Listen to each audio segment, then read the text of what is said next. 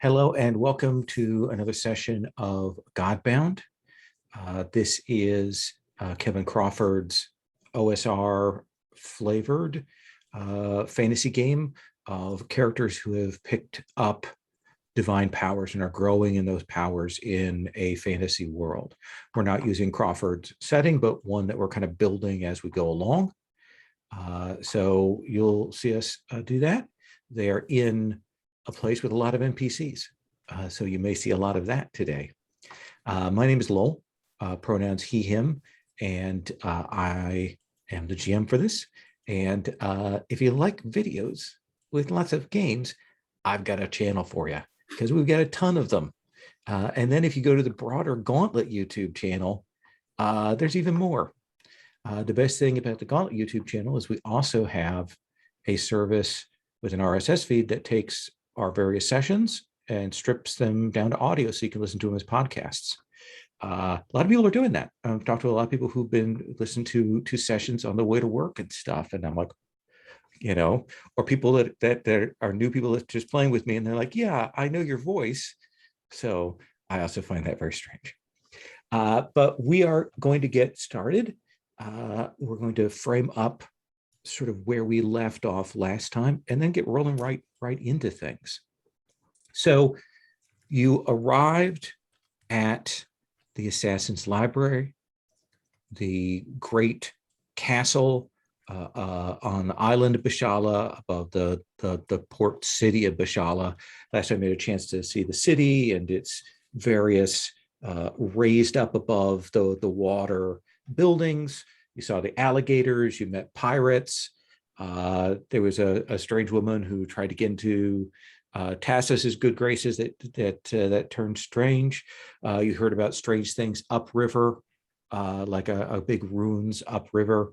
And eventually you made your way up here to the castle with an eye to researching this strange figure that you had to deal with Abdralhim and what he might be.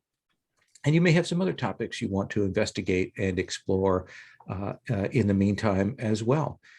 And you've come to the second largest library on the continent because you don't have access to the first largest for various reasons. And you found that there are a couple of different orders of assassins, that the Azure and the Ochre seem to be the ones that are present and in residence, that there is a third one, the Verd, that there's only maybe one person still alive. You've heard that you shouldn't wander around or you'll get lost, and that they'll have somebody to come and help you. And that tomorrow evening, there is a large ball/party that is going on. And that you are generally, as guests, as honored scholars, you are welcome to come to that and to the evening meals. So I believe last time that we're sort of in mid-afternoon at this point, I believe, that Tassos turned into a gentleman named Kunal Klukas and said, let's go wander outside, not knowing what's going on or where to go or what to do, even though he told us not to. I believe warn me once and maybe I'll accidentally listen, but warn me 15 times. I'm going. Yeah, absolutely. And there was also some strangeness with cats. And there are white cats present in the facility. So the three of you are there. For the moment, we are going to kind of put the captain off to the side, as we'll say that he grabs one of these research people to investigate something he wants to, and he leaves the three of you to your own devices.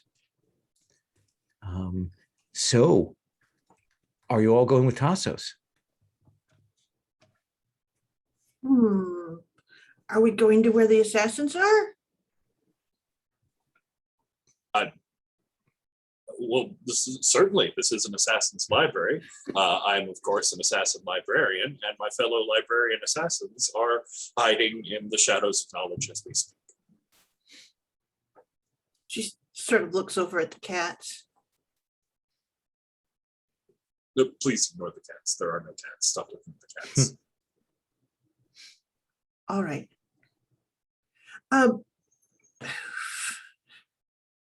She sort of stops and goes, I have a feeling that we're not going to find what I want. Oh, what do you want to find? How this place is holding together.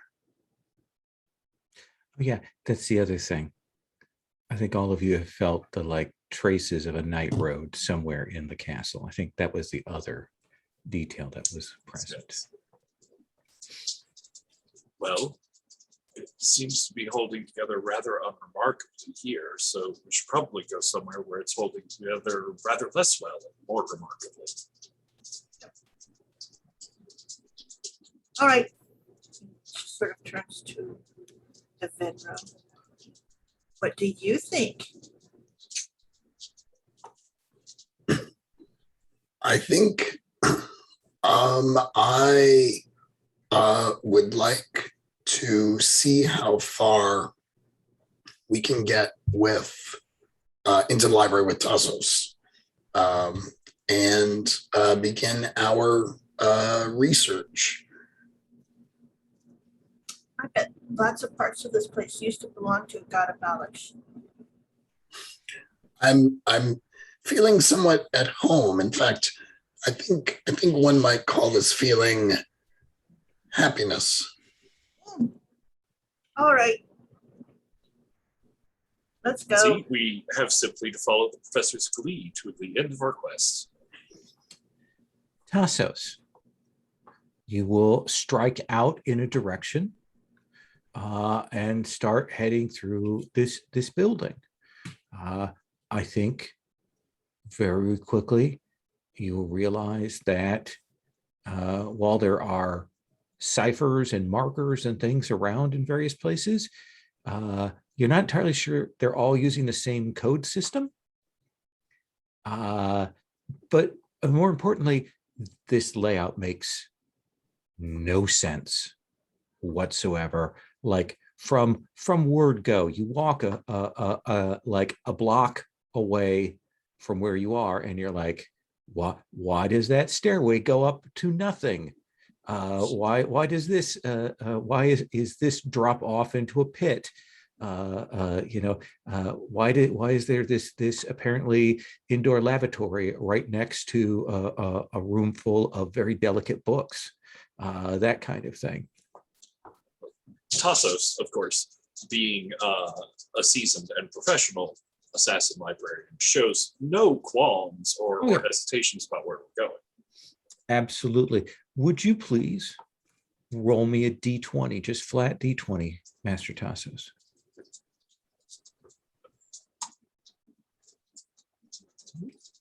Scroll. Do the thing. That's a 15. That's exactly the number I was thinking of. That is a 15. So you are walking along and suddenly kind of out from one of the side halls, no noise to her step whatsoever, not even that feeling of like that you would get of there being a person there at all. You see this woman step out. She is dressed in leathers, has a sophisticated look. You will see their hair runs down her face. You will see that she is missing an eye, but there's no place where the eye should be. And she looks at you and stops, and she says, Canal. Hello. I thought you were in the Eastlings? Well, the head researcher here was seeking for information that interested me. I thought might bring some insight into what I've been working on. All right. So I would like you to make a roll for me here. You've taken the form, you've got the voice, all of that, right? Yes, I have his voice, I have his mannerisms, I have no particular knowledge. Exactly. So let's have you make an intelligence check, I think, or charisma, either one. So I am a trained and skilled librarian. This is obviously intelligence. We're in a Okay. place of books. Absolutely. What does not charm books? What beats them with their brain? That's how Right. learning works, right? All right. That's a 2. Ooh. Ooh. Yep. You see, Yep, she that is a 2. stops and she looks at you. And she raises her hand, and you can see that there is an eye tattooed in it, and it kind of moves. And she closes her hand and she says, Canal, why don't you Yes. introduce me to the guests? Please inform them who I am. This is Professor Vedro, and of course, his research assistant, Threadless. This is a librarian whose opinion and words should respect. And she waits and she says, my full title, please. So I'm going to use my gift. Okay. I think it is, yes, the unveiled truth. Okay, I love it. I get an answer to any question, provided the truth is not being intentionally concealed by all who know it. Okay. Who is this person? So you commit effort for the scene. So one of your effort is committed. And this is the head of the Ochre Temple Durjaya.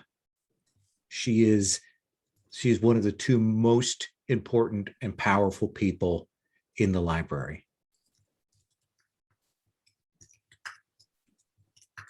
Did you say her name? Yes, Temple is her first name, and Durjaya or Durjaya is her last name. For those of you at home, I'll briefly screen share. Oh, you put it in NPCs. She is on the far left there.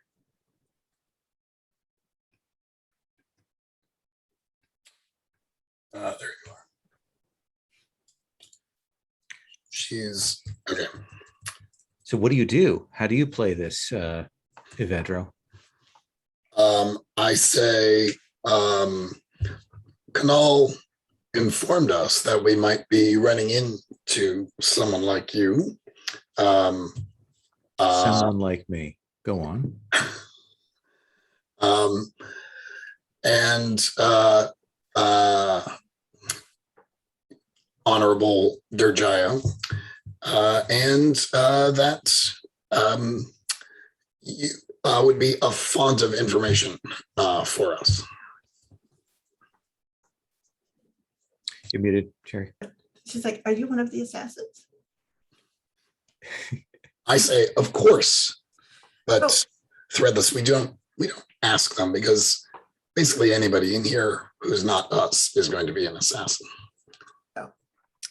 Well, that is not entirely true. See? She looks very intent. But your point is taken. She says, what research, Master Evedro, is it that you are looking into? I explain this higher power that we're looking into quite enthusiastically. Okay. Like I'm sort of overjoyed for a complicated research topic finally, and someone who might actually be able to help me with it. And she listens carefully to what you have to say, and then she'll nod. She'll kind of stop you as you're kind of winding down, and she reaches into her pouch, and you see her pull out a slip of paper, and she draws forth a pen. Doesn't dip it in ink or anything. It's a pen that just produces ink, apparently. I want to make one. Yeah, you've seen it now. You can make one. And she writes out a very long, like what looks like a gobbledygook word. And she will hand that to you, and she will say, tomorrow, when the research assistants come to aid you on your search and to bring you the books you require, give them this, and they will bring you the proper materials. Just as I suspected, Canal didn't do your kindness and generosity a justice, even in the least. Canal, why didn't you tell us that we would be meeting such a luminary person? We are very grateful. I did try to express it in my own way, but you were so eager to get into the stats. Right. Yes, that is true. Well, I will leave you to it, Kunal, to lead them around. But I expect to see all three of you at dinner in a few hours. So don't go too far. Of course not. Of course not. Dinner then. Dinner then. I take it you have another colleague, and she turns to the two of you, to Relentless and Evedro. No, you're not Relentless. Change your name. Yeah, I know. Threadless. Sorry. I'm doing all kinds of restless names. Oh, yes, they did come with another lead researcher and his assistant with him. So there are two more in your party? Well, I mean, Tim Tippy, he's going to do what he's going to do. I don't put much stock in his research. Well, please do me the honor of bringing all four of your people with you to dinner. I mean, sure. And you will see her look, and she goes, well, I will leave you to it. I have to go and look for someone. Of course, until dinner. Until dinner. And then she's gone. Like, she stepped and then she's gone. And Liz is sort of like just trying not to jump up and down. Just like, oh my gosh, another assassin. And she like completely, she has your number. What? I thought it was a word that she wrote down. It was a word. And he has the word. What is it? Let's see. Do you think that's the name of it? It looks more, and I think between your sort of artifice and Evedro's knowledge ability, you can tell that it is a long, complicated locational code. Like it's giving some information to whoever, to like this is the section where the books are that this person probably wants. All right. Let's see what part of it we can actually crack, Evedro. Yeah, I say we just go. We're just gonna go find this location. We're not gonna wait And till tomorrow. Oh, definitely. And I think as the two of them are studying that and sort of talking to each other about it, Tassos has realized the sort of like dire mistake that he's made, or that they've made, and that they've put on a face that obviously too many people think they can question. So Temple Durjaya leans over to the two of them to look at what they're studying and says, "So shall we leave now?"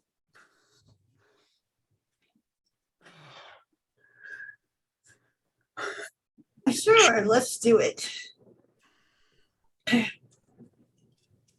So, do you know where dinner is going to be served? Don't be ridiculous at the dining hall.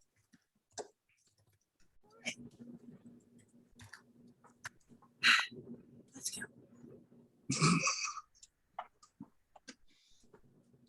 So, are you continuing your random movements through this castle? I take umbrage at your use of the word random, but unless someone else wants to I take the lead, apologize. I will continue leading Yeah, confidently. yeah. So what is, if it's not random, what is the system that you are using? Oh, I'm going the correct way. Whenever we get to a branch of paths, I look at them and I choose the right one. And how do you choose? The one that's correct, obviously. So random. It's very different than random. I'm really offended that you keep going back to it. Okay. If I wanted to make an intelligence check to make heads or tails of what the markers mean, Mhm. and maybe start to sort of pull on Temple's sleeve a little bit to direct them when they're turning,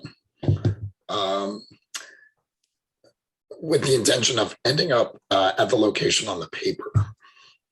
Would that be something I could do? That would be handy. And in fact, I think that this is a place where, rather than a roll, that you could certainly use the unveiled truth. We finished a scene, so Oh, you get your effort back. You could simply use it again to decipher. all right. Yes, I asked the question, where is this place? Okay. And you will have a sense in your mind of the codes that you will see, and essentially how very, very far away it is. How far? You'd guess 4 or 5 hours walk. Ooh, we might not be able to get back to dinner then. Maybe you should ask where the dinner table is, where the dining room is.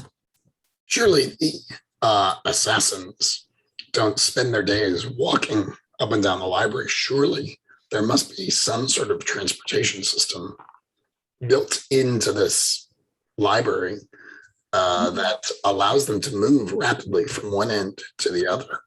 It's a good question. Is there any such machine here? Was that you doing your analysis of things? Sure, I must have something like that, right? Create objects. Let's look and see.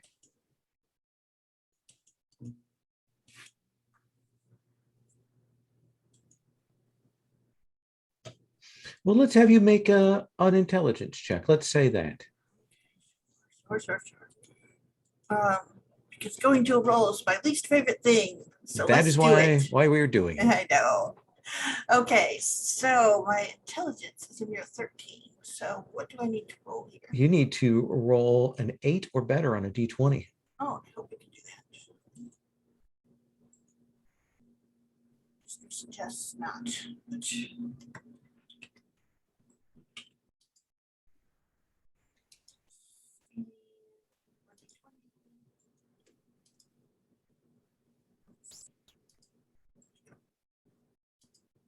I rolled an 8. You rolled an 8, so you just are edging it out. They don't have one. They have people. that go places. And that is their job, and that is what they're trained to do. They have guides. Yeah.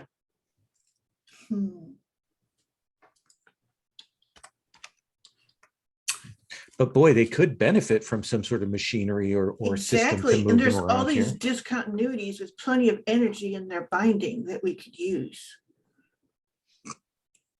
Tassos, if you shapeshifted into me, could I skip dinner tonight so I could go wander around the library a bit more? But who would shapeshift into you? Not me. Maybe one of the cats though. Oh, don't be silly. There aren't any cats. The cats aren't allowed on the island. All right. It was a fleeting idea. Okay. Should we go back and get tent heavy?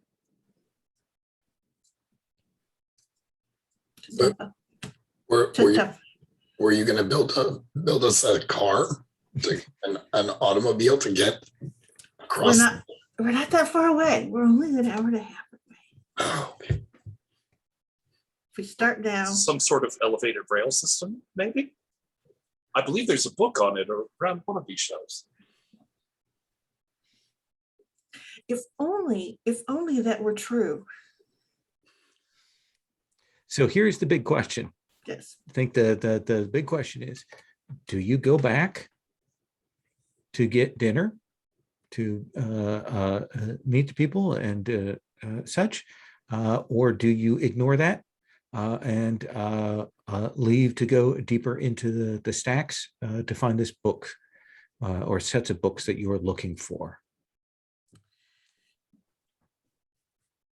Inherently, I think there comes a point at which actually working within the system might be a good way to start.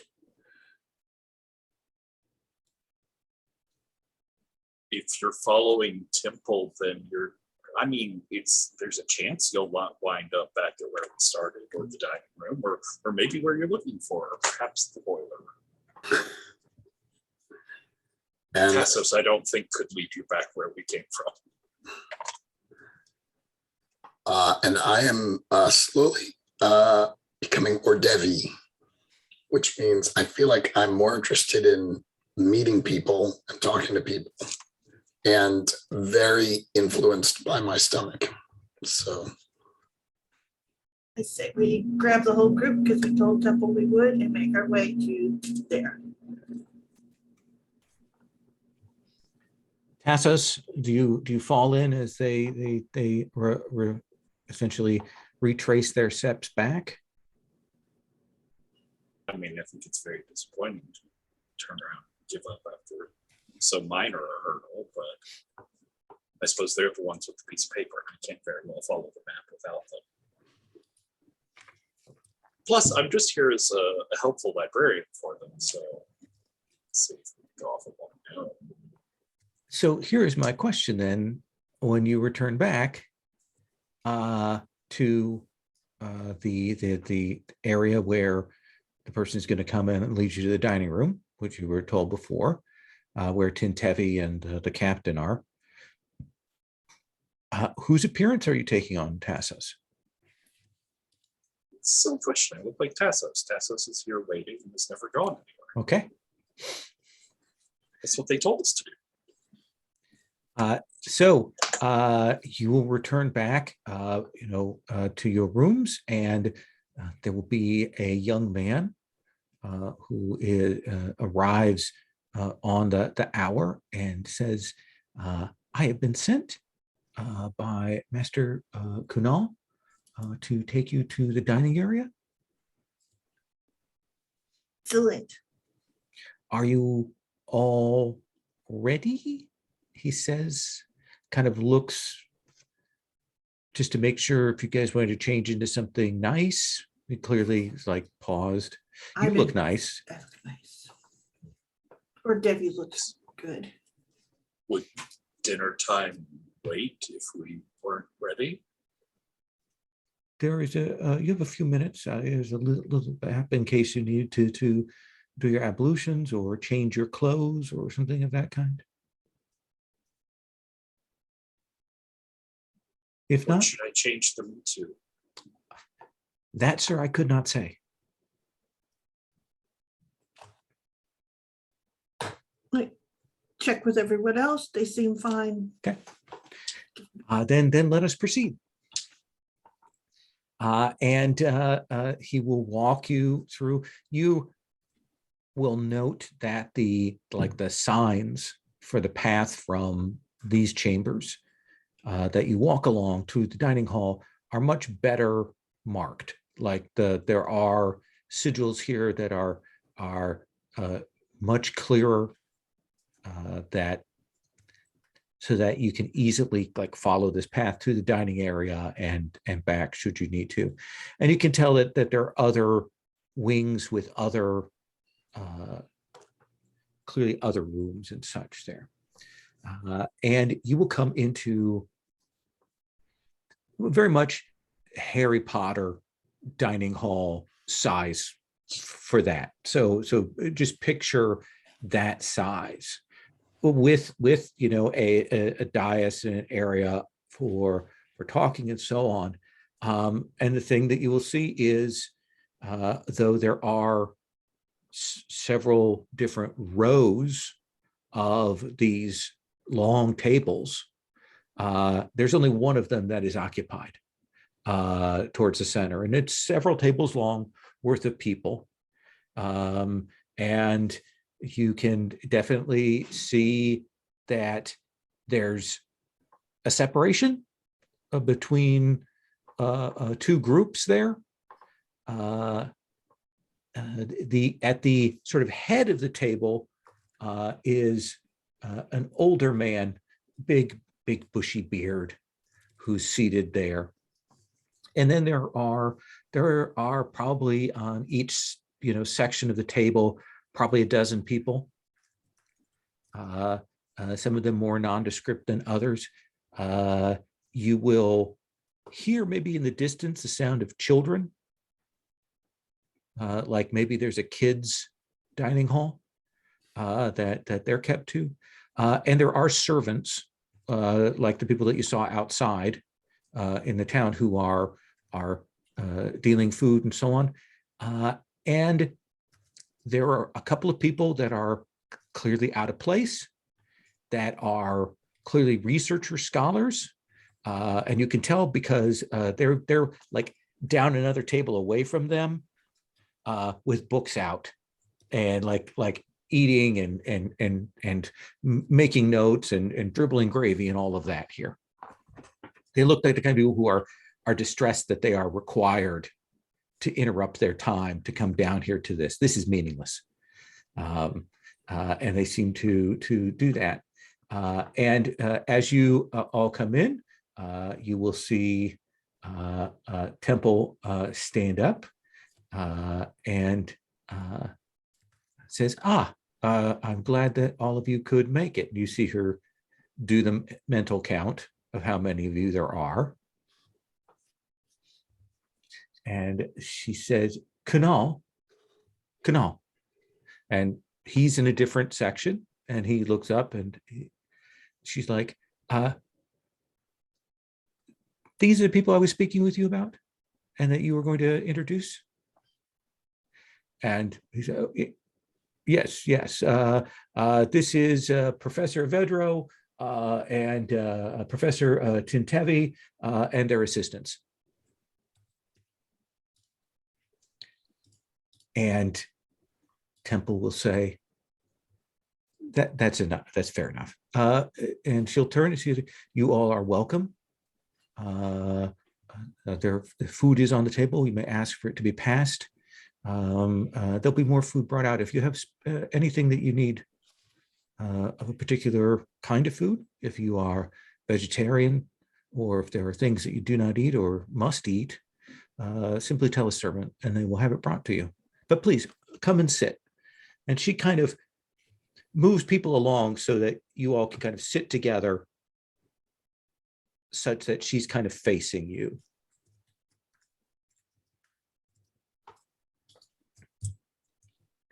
And other people will greet you, and you can see in the NPC tab some of the striking people. Clearly, you can see at the Azure table that old man, and Kunal is there, and this younger woman, Vaniki, and this other woman who looks very different, but is there and is clearly kind of keeps to herself, like looks up and watches everybody, but doesn't really say anything. Down where you are at with Temple, there is a big bird guy woman who is seated there, a sort of ashen skin young person, and a handsome man who looks very excited to see all of you. And he is like, oh, please, please. And he looks at you, Threadless, and come and sit by me. Delighted. Yes, She will come and sit. She goes, do you work with the library or are you a scholar? See, I like to think that I am the library. I think that we all are the library. Oh, that's a very own high way. concept. Isn't it? Isn't it? Yes. The others, they aim a little bit lower than I do, but no, I am both an assassin and a librarian. Ooh.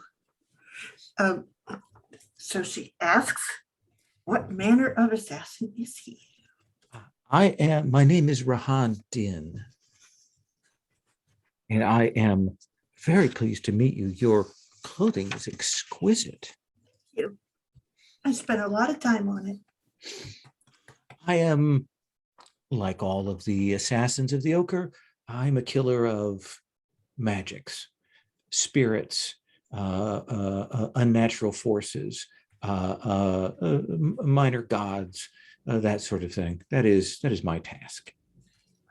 So do you take those tasks upon yourself or does someone pay you to do them? We are hired.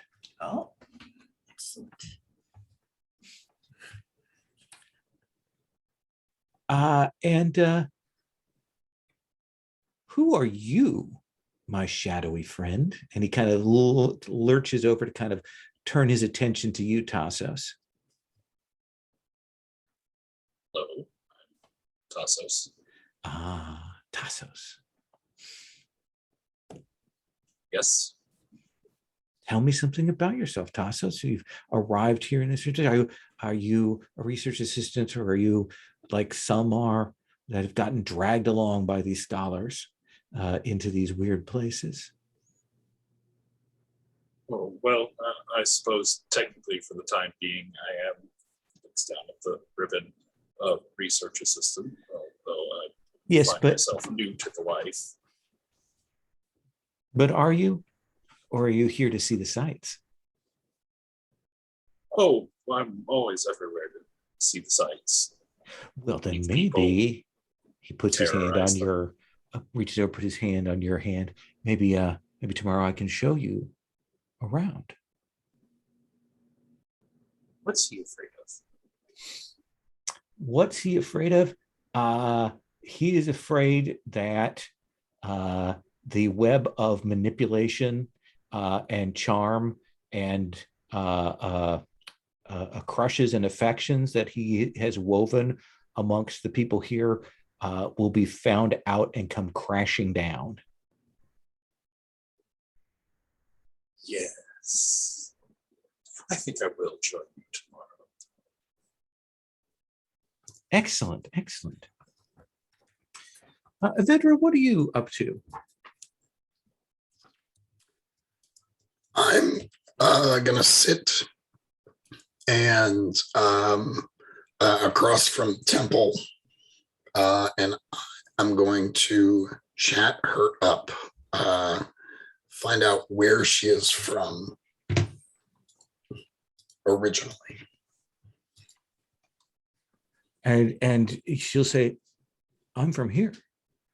Oh, are there many, are most assassins born here on Bashal? And you see her kind of pause, and she goes, for the most part, she gestures to the bird to like indicate not, but then her eyes also go over to that Tuan Sakar, the redhead. She doesn't point her out as not being from around here, but there's some of that implication.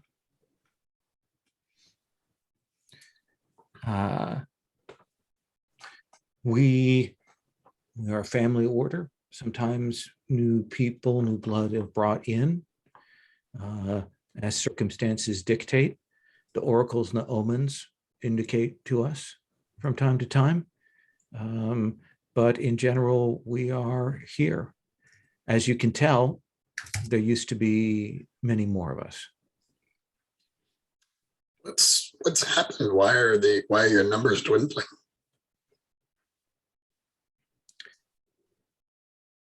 The shattering devastated many of the orders. We were many more before. As orders fell, then their tasks were absorbed into other orders until we were left with, well, the two that we have left. Even after the sundering, after the shattering in the decades, centuries since then, there weren't enough for the other orders. And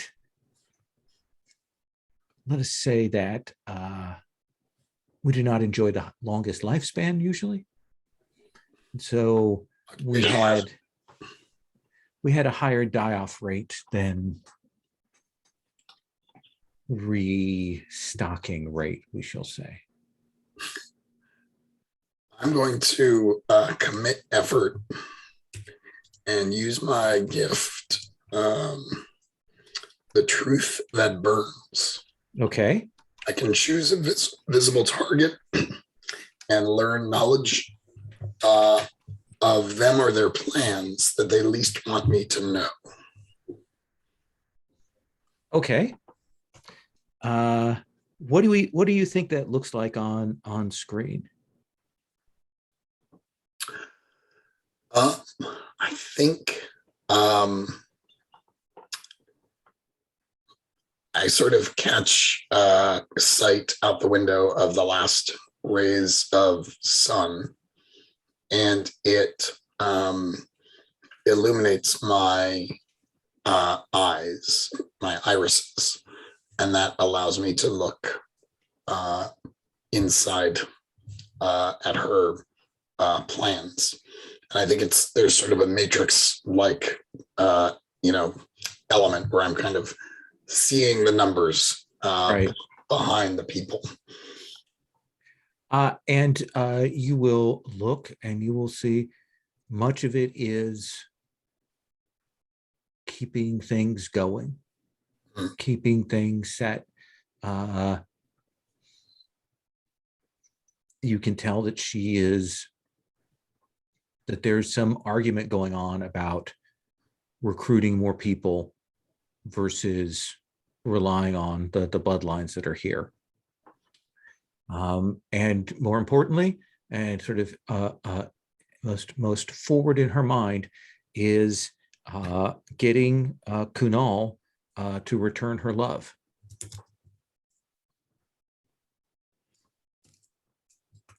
She is sure that Kunal holds affection for someone else, and she means to deal with that.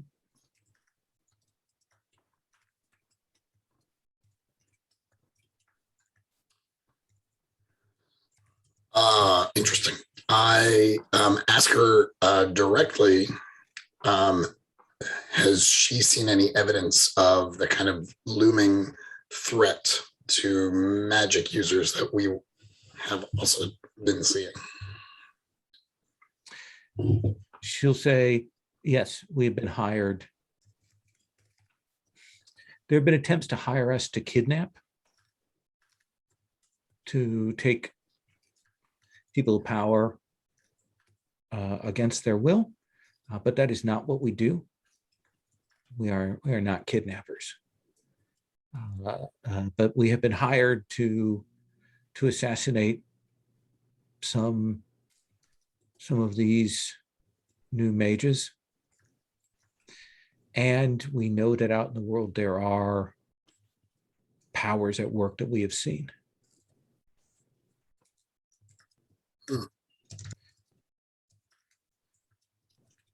These are dangerous times. Things are awakening.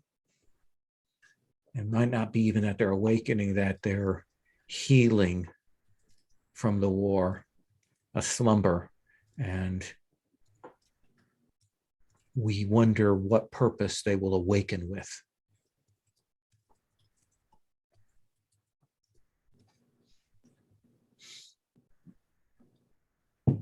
And I think that's the point at which you'll hear that gentleman with the beard kind of, Professor Vedro, my colleague is perhaps more ominous than she needs to be. There are things out there, but the world is blooming.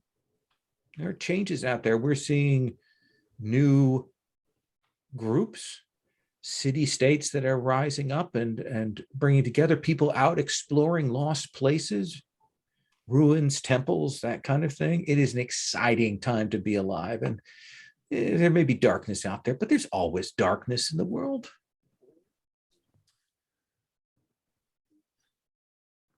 You must have me confused with my brother. I am Ordevi.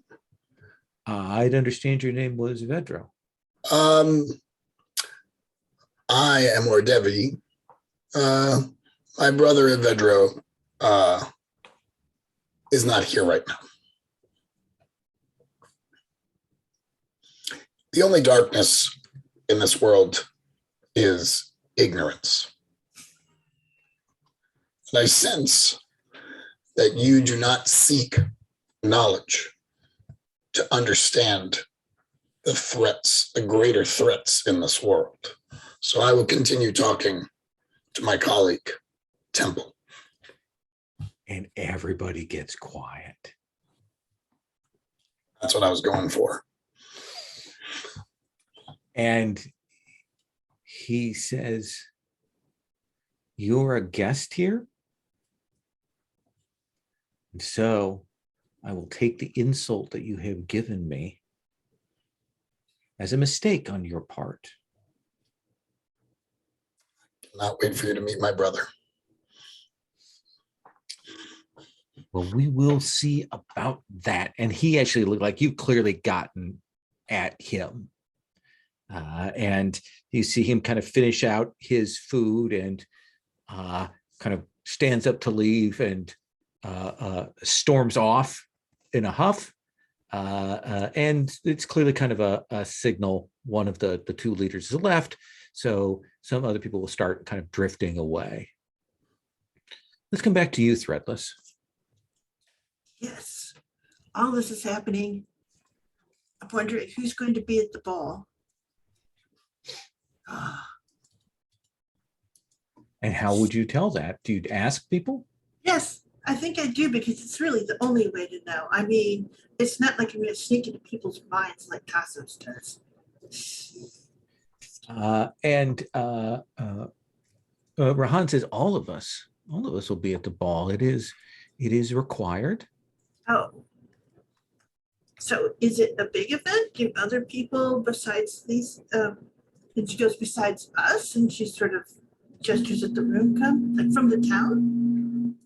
We do. The servants, we have more servants in than usual, and what remains is gifted out to them. A chance to thank them. So there's usually a lot more life in the castle than there is otherwise when that happens. She sort of stops and she goes, "This is a really big place. And you said something about the shattering? Is that why there's all the different pieces and parts of buildings here?" He says, "That's one theory.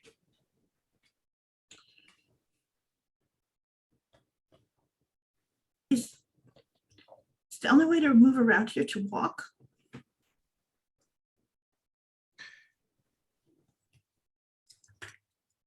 There are magics that some of us possess to move between the places.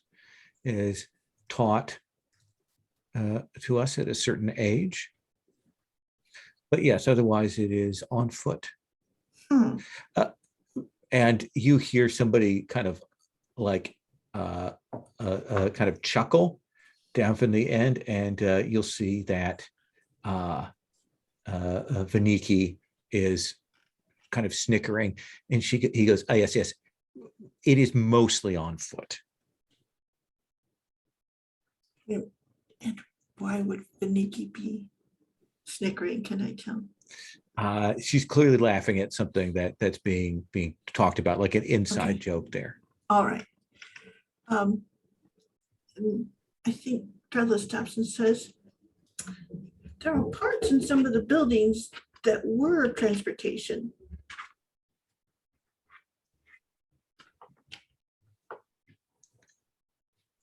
You've been here less than a day. How would you know these sorts of things?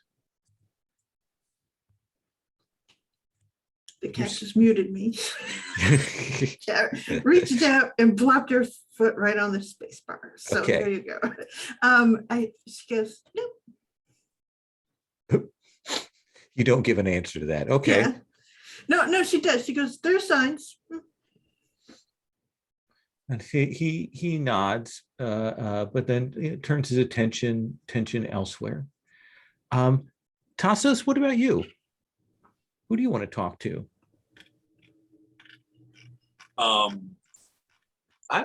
I think Tassos is fairly interested in Rahandin. He wants to know. They want to know. We're new here. Is there anyone here that I should know? Could you introduce me to anyone important? Besides everyone that is here? Well, amongst the people that are here, I know the few people surrounding me, and He names will say, otherwise. yes. Well, let me give names, and I will be polite in my addressing. There is Vaniki Tyrant, who wishes someday to be in charge of the Azure. And she is truly gifted and lovely, and perhaps she will have that one day. And you see her kind of blush and look away. And there is Tonsakar, perhaps the most gifted of our assassins. She also looks away, but she has that veil on, so you can't quite see her reaction. And then there's Kunal. He's just a guy. And then, of course, there is our leader of the Ochre Temple, who I believe that you have met. And down a little ways, you'll see Eben. Eben is another youngster, having taken their mantle only recently. They are very skilled in what they do. And then there's Yashad. And I will let Yashad speak for herself, because she will strike me if I speak for her. And Yashad the bird goes, yes, I would. And he says, there is another who is not present here, Minaruz, the last of the Verd assassins. You may see him traveling about the halls. Everyone else is servants. There are some honored servants that live in the castle, ones that have roles and duties, but the rest are here for their shifts and then return to the town. He names a few of the other assassins who are there, who don't have pictures, who are just the riffraff of assassin librarians. There, I think that completes the circuit. Thank you. I was wondering, there was one other question that has been nagging at me since we arrived. Please. I heard several different accounts and stories on the way up to the library, but what can you tell me about the cats? That is a good question. I will allow Yashad to answer that. And Yashad goes, thank you. Thank you. And she leans over, she goes, I am pleased to make the three of your acquaintance. The other, like Tentevi and the captain have headed off at this point. She says, I am a scholar of violence. I lean forward and I say, ooh. She says, I will not speak the name of the place. I will not say it. But there is a place in the land where there lives a rival order of assassins. They are cats. That is one of the stories I had heard. They are very dangerous cats, and we know of them because some of them betrayed their order, came to us. And we know that they have tried to infiltrate the castle. In the years since then, these enemy assassin cats, but they have not succeeded. The cats that are here that you will see, these white cats, they are the offspring of the original cat assassin traders. They have their own little dining hall. Are they assassins still? They could be, but they are not. We do not send them out. The risk is too high to them. Instead, they enjoy their lives. We converse with them. And they study and read as they wish. They usually don't speak to strangers. But they can understand. They keep an eye out for things. They report in on strangeness.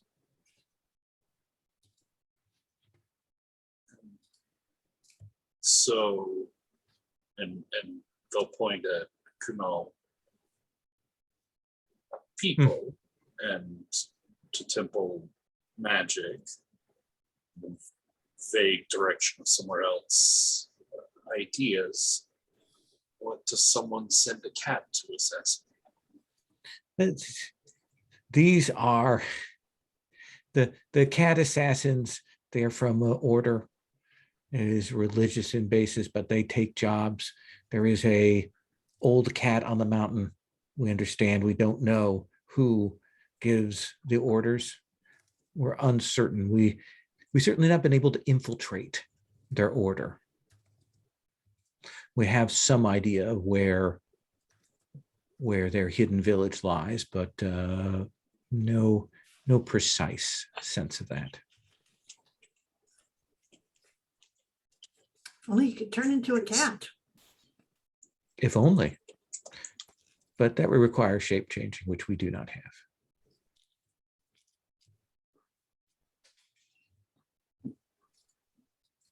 Oh, I very carefully don't look at Tasso. Okay.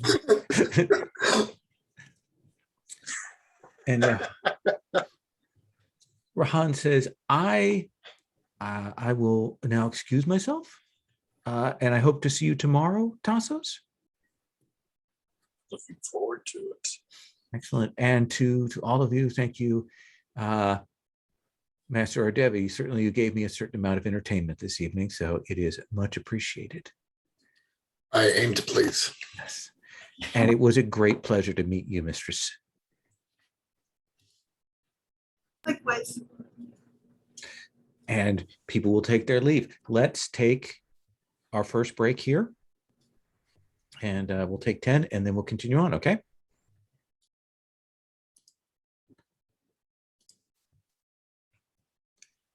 So I would like to maybe move forward to the next day, unless there's chicanery, hijinks, and stuff that people wish to absolutely get done that night. I have a bit of nighttime hijinkery. I'm sorry. I have a bit of nighttime hijinkery. Well, then let us hear about your hijinks. So in nice dead middle of night sort of time, Tassos, who of course doesn't sleep, she's been bored most of the time, will turn into a small white cat and go wandering the hallways looking for my fellow cat assassins, cat traders, I assume cat patriots. that you are taking the form of one of the cats that you've seen rather than just a generic white cat. Because here's the rub. There's probably a small enough number that they will recognize each other. But then, of course, there's also the fact that they will recognize each other and may know each other. I don't know if they paid enough attention to the cats. I only saw them briefly to be a specific one. All right. So I think it'll probably be a generic white cat. Like they'll try and get the same coloring. Okay, absolutely.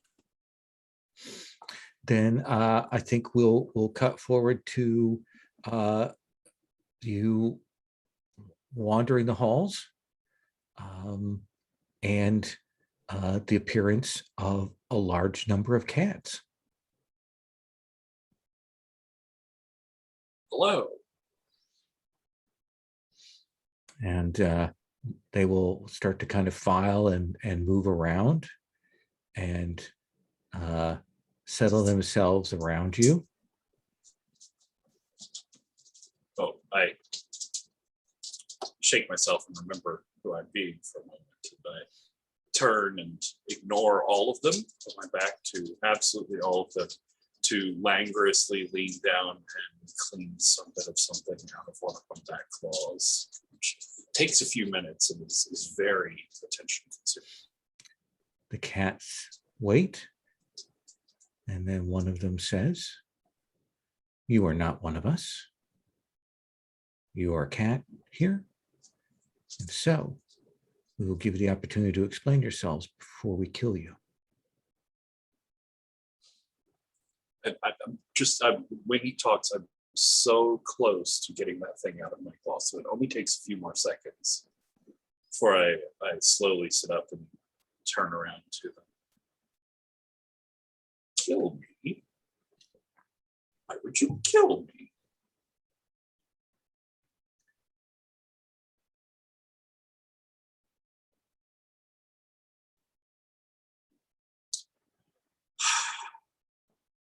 Very well. My name is Tassos. I'm a research assistant here with one of the traveling professors to study at the Library of the Assassins. Some might take it as rude that you would take on our form like this. Well, I never said I wasn't a cat. Tassos, we've seen you. That is your name. We can hear and watch and listen. We have been around. We saw you talking with your friends. We saw you at the dinner. So please, do not insult our feline intelligence.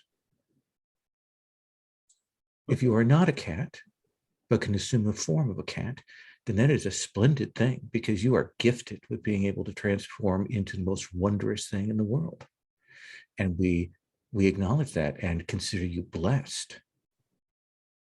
It is something I've only recently achieved, and this rather furry form. This is the first time I've taken this one. There's a lot of buzzing involved. Yes. You are just started. Be careful about the too much of the cleaning oneself. There are costs to be had.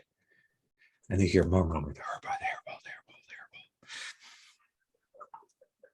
herbal. So, Master Tassos, how can we be of assistance to you? And therefore, after that, how can you be of assistance to us will be the next question we will ask. But let us start with what you need. Well, having spoken to multiple people on the island, and several people at dinner, including a very large, I'm realizing now, succulent-looking chicken woman. They do not. No. She is not to be. She's a scholar of violence. I'll try to keep that in mind. You really should. Drool is Yeah. leaking out of his mouth. Well, anyways, most of them have ham-fistedly told me some bastardized version of the history of your grand and noble people of violence and death, but surely you would tell the story better. We will tell you a little, but not everything, because that is not for others to know. We come from the temple of the retractable claw. It lies in Krachang, the place of the paw. The god Ow has his servants there, and he is carven in many ways and forms. So if you travel there, I suggest you be aware that anything that is carven is animate. But that is a loose connection. The temple is led by the Wankisi. It is not only cats. There are men who learn to take on our aspects, who are part of the temple as well. And they are killers. I do not say assassins. I say killers. They are for hire, but they also carry out the Wankisi's orders and plans. And we left. There was a disagreement with our ancestors.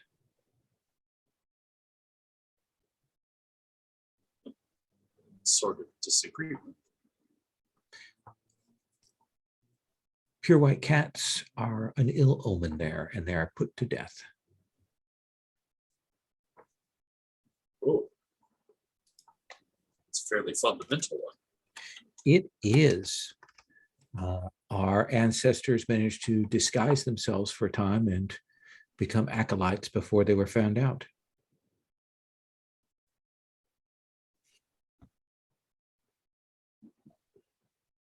So there you go. Now you know the truth. And you know why the Order of the Retractable Claw continues to send beasts in an attempt to infiltrate. But this far away from them, you couldn't bring any ill luck to them here, could you? That does not matter. It is a duty.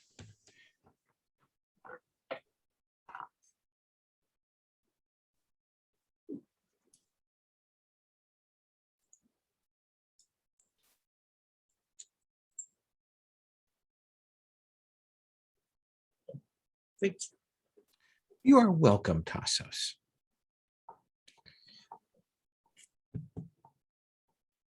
Well, we have many places to be, things to poke our noses into, and places to sleep. We will leave you to it. You spoke earlier of a cost. Of a cost. Oh, yes, we'll come back.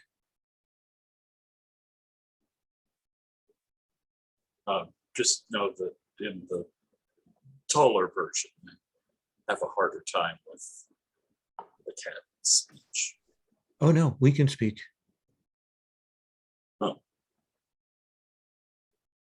Well, that's It's a good just trick. just much easier to talk in our own language to you here.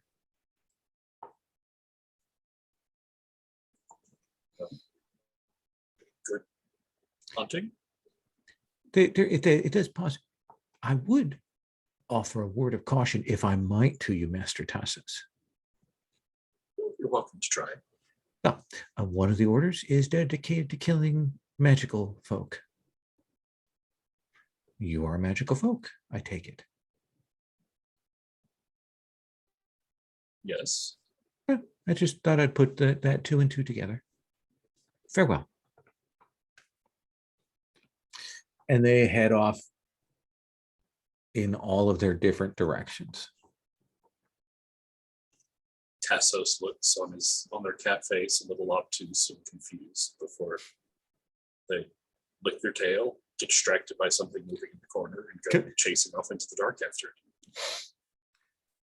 Let us come to Evedro the next day. I assume Evedro is up bright and early as soon as he can to get ready for scholastic endeavors.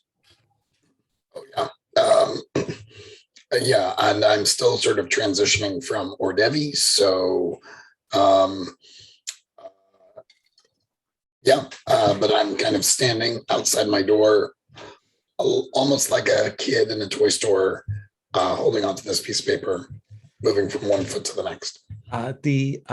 There's servants that have come, and they've brought big baskets of steamed buns here that they've laid out on the table, including different baskets for different kinds of them, and they've set that down there. And you've grown impatient and rung the bell, and this young man, who's clearly one of the research runners, comes running up, like he's clearly just still stuffing like his morning breakfast in and getting his clothing set. Master Scholar, how can I be assistance? Did you bring coffee? No, sir. Fine. That is a servant's job. I'm to gather you something more important, more precious, books. You all look the same to me. Fair enough. This is where we're supposed to go. I understand it is a half-day's journey away.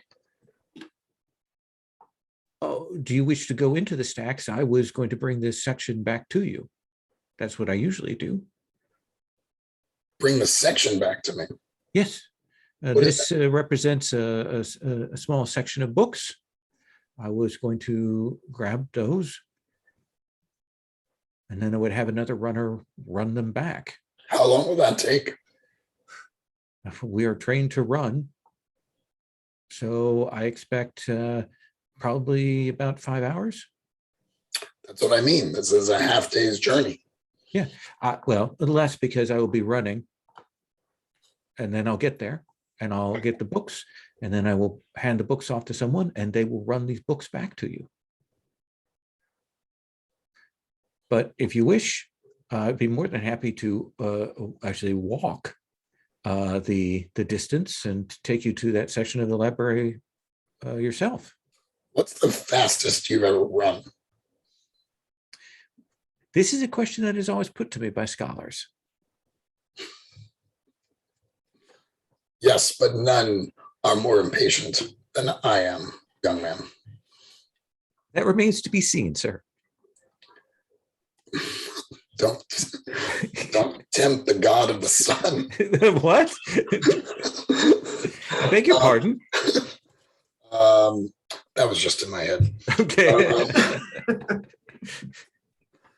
There are so many powers that are like you can teleport yourself to another patch of sun, but I did not take any of those gifts. What should I do for 5 hours? That is your business, sir. The only thing I want to do is read these books. So it is now your business. Sir, I think what we have is two choices.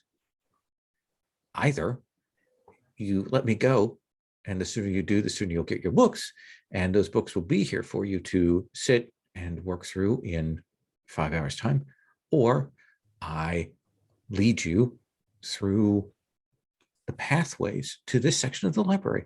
And I can certainly pick up the pace. You seem like a man who in hell spirits that could pick up for a jog for a while, and we might be able to even shave 30 minutes off the jaunt if you wish to run with me to that section of the library. Just go. No? Just go. Oh, thank you. Thank you, sir. Thank you. I will endeavor, given your legendary impatience, and he's backing up as he says this, to bring these books to you with alacrity. And let me just say, if you don't make it back in 4 hours, I will make it that you will not be able to run for a little while. That is very interesting, sir, because I will not be back. So I'll leave the curse on whoever brings the books back to you. Farewell. Yes. Gosh, I've met my match. That guy's a jerk. But I ring the bell again to get a different one. Okay. See, this young woman comes running up. Yes, sir. I didn't give him the piece of paper, did I? Does he need the piece of paper? Yeah, it's a long coat. I assume you gave it to him. Yes, sir. Could I write it down again? You got a knowledge. Of course you remember it. So I write it down. Mm-hmm. I'm like, I need you to bring this to me in 3 hours. That's not possible, sir. I just spoke to someone. They said they were going to do it in 3.5. But I sense that you are a real go-getter. And you do this in 3 hours. I will put a good word in with Temple. Good word for what? Well, just what an excellent job you have done. I'm sure you have performance reviews and things like that in this place. I think you misunderstand how this works, sir. I'm fairly confident I do. She says, I will go as fast as I can to go and bring these back for you. I always try to do my best. All right. Good luck. Thank you. And I get to see what's going to happen. she will head out. She looks like a little more enthusiastic about this. I look for Threadless.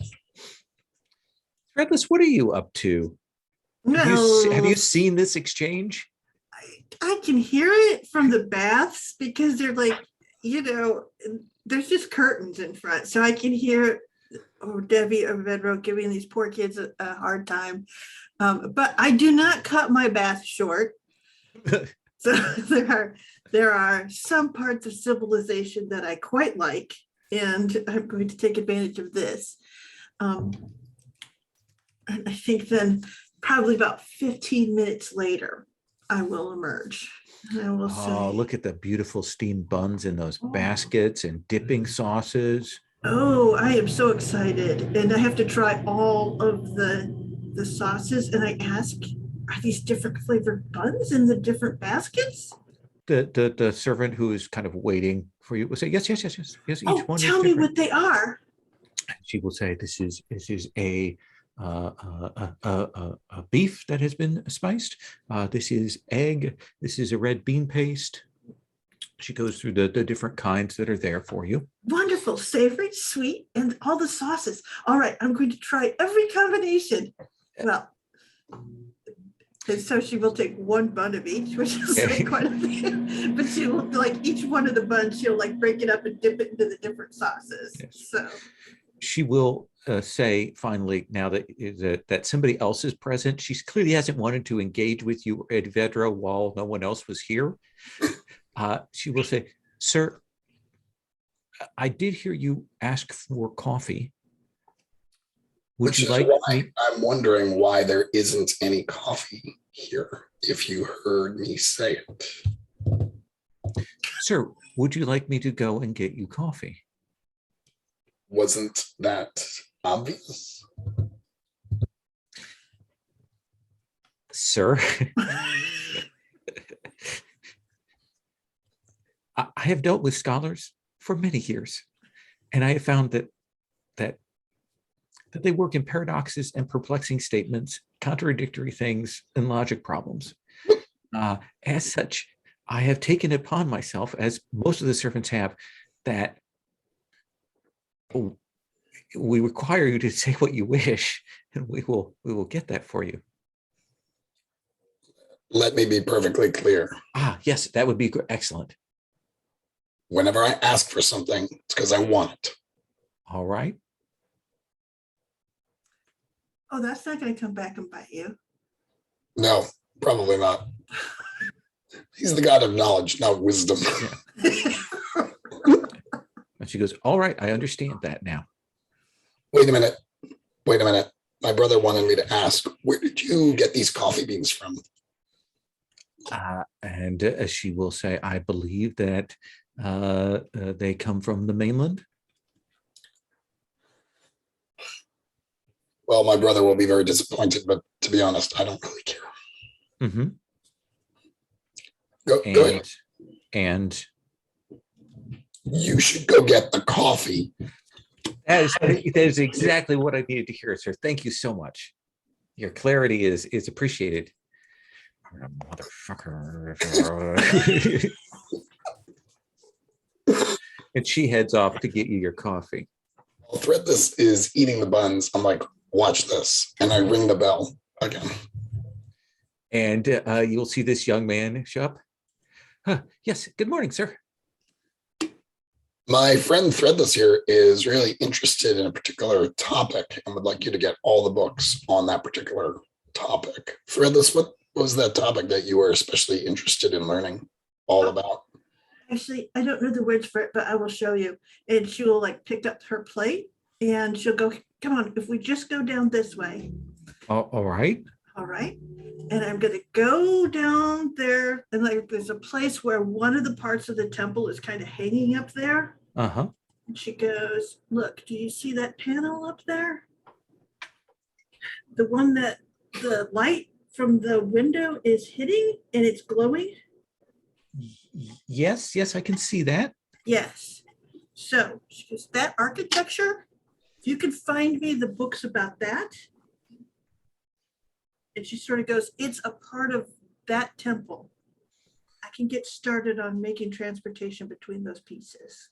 Well, I will get some climbing gear, and I will make my way up there. It's fairly close, and I'm good with the facings, so I should be able to get up there and take a look and ascertain what I can from it, and then come down, and from there I'll be able to tell you how long it will take. Oh, can I climb up there with you too? Oh, I would love to be able to take a look and see how it's set in. she says you are more than welcome to. Yes. Understand that portions of the castle are fragile, so we train for this. I don't know if you do. I'm very good at keeping things intact. Don't worry. And say okay, and you see him go and talk to a servant, and like a few minutes later somebody comes back with a little bit of climbing gear, and says, shall we be off? Yes, let's Okay. do this. And they will get up and go and start climbing up. Yes, I very carefully put my plate of buns. There's still a couple left there, on the floor, and follow behind.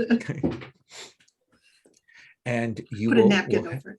you will head up there into one of these distant temple pieces. All right. Let us come to Tassos.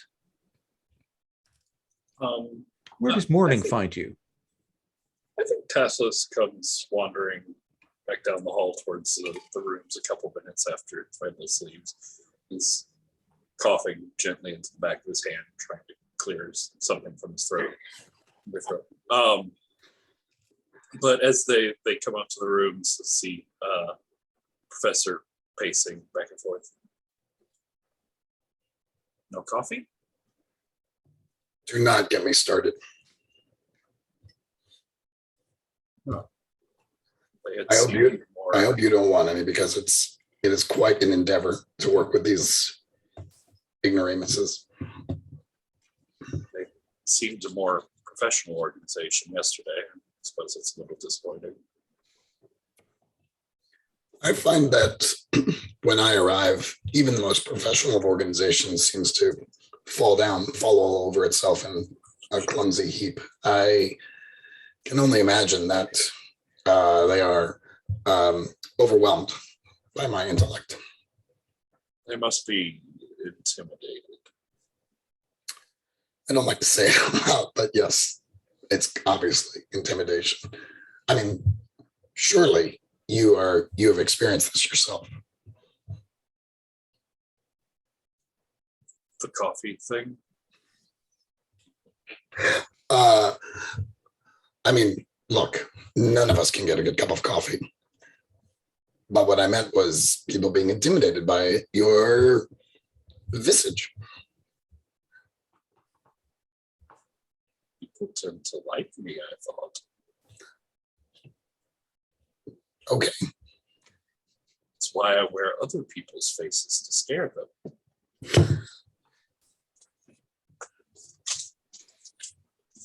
I will never tire of your Tassos. So did you decide to put off your research then? Tassos. It's a good thing I like you, because you brought up a very painful subject. I think we'll see the servant come in with a couple of pots of coffee, some cups, sugar, cream. She will bring it to the table and set it down.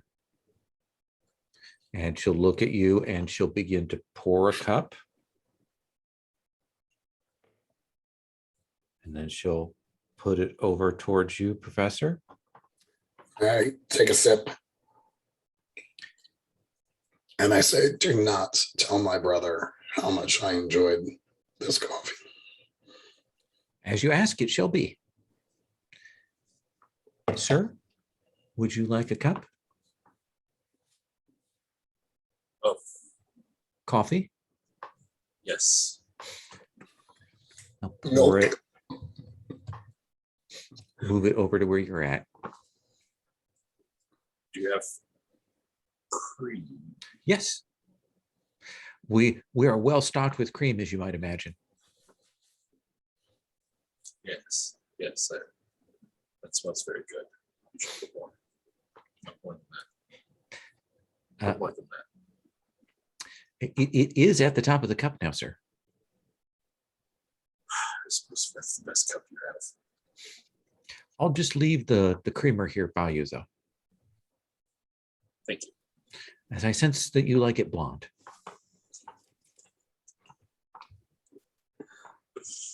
Tassos will take a sip of the coffee, and it's very warm. It sort of licks his lips up a couple times and gets some of it off the top lip.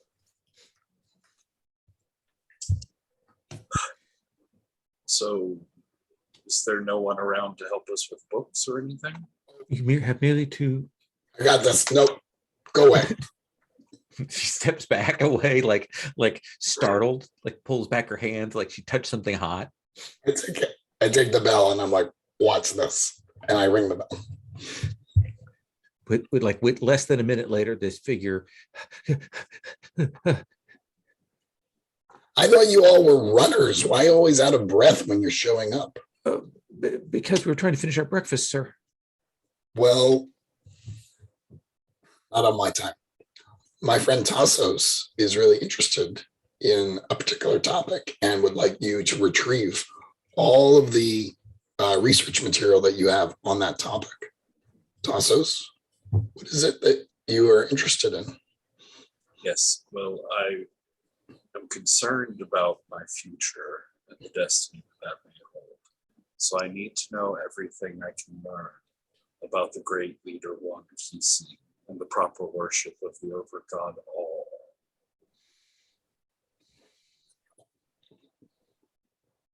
The owl. It might have been an owl.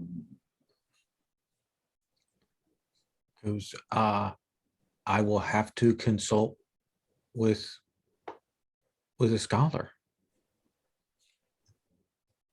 You're talking to a scholar. What are you talking? What do you need?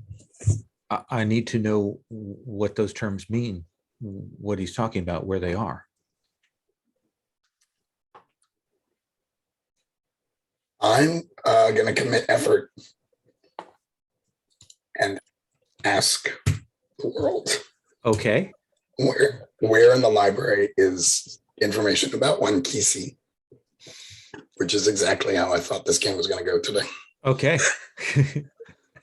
And you will essentially get a sense of where you need to go.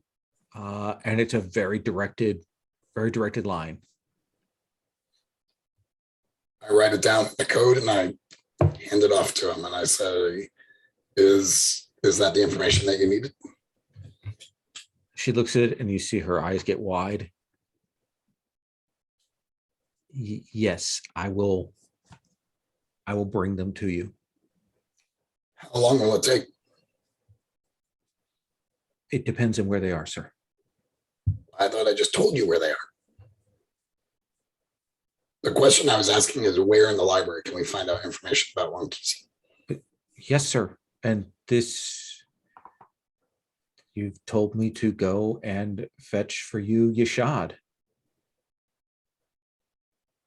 Oh. Okay. That is what you meant, is it not? Or did you miswrite the code? I never miswrite anything. like his eyes get big as he realizes what he said. My apologies, sir. If you wish, I'll send for another runner to do the task. That sounds like it would take more time. How long were you planning on taking for this? Sir, I could not say. Right. With other scholars in the halls, I might be able to make a guess, but where Yashad is at any point in the time is unknown. Well, then you are wasting time. Looks at you, Tassos, to like confirm, like, yes, I should go. Nope. And we'll take off. You're right. This whole organizational system just seems to be falling apart at the seams. Yeah. Thank goodness Threadless is on the case, but I think if it weren't for us, this place would be a disaster. Tessus will hold up and sort of wiggle it into Judd. Was that all the cream that you had? That is all the cream I brought. I will go and get more, sir. At the seams. What a disaster this place is. And these servants will run at your beck and call to go and fetch you cream, but not as fast as you wish. A Threadless. Yes. You will climb up into this section. It's pretty high. It's kind of off hanging, and you will get up into it. And there are probably some books covered in dust sitting in here. Mm. Like people, this part isn't really connected and has a kind of weird architecture to it. And nobody's really come up here. It has been exposed to the elements in a lot of ways. Sort of says we bring these books down so they can be shelved in an easier place to get to. That's not my job, but yes, we can. Okay. All right. And she goes, I'm just gonna mark this. She puts a chalk thing in there, catch it on the way down. And she keeps on going. She watches him. Like, unlike her companions, she's actually pretty good company when she's doing this thing. Like, Yeah, they're very clearly like these young runners are. You guess that like some of the servants come from this group because they are like teens, Mhm. and maybe some of the high servants come from here, and that they take this job seriously, and it is kind of wild and wondrous because he does clamber around on here. Like this is very clearly something that he does, is climb up on places, climb on things, and he stops a couple times to make sure that you're following along, and is kind of shocked that you're able to like probably outpace him. Well, I keep up with him and I make sure I don't add too much load at any one point on anything. Very cautious about that. What do you want to get to? I What's want your to get end to goal? that panel, like Okay. where I have the sense that there is like some remaining, but maybe unpowered transportation stuff. So her Okay. theory is to get up there and get a look at it and see if she can figure out how she could. This feels like you're going to invest in inspiration. Okay. Does that sound like fair? Like this is you finding some bit here. Yes. All right. That's how we do it then. That is what I Okay. want to do. Essentially, Um, I want to build the first part of a patchwork transportation around some of these pieces. I think that you will find a mechanician in here. Right.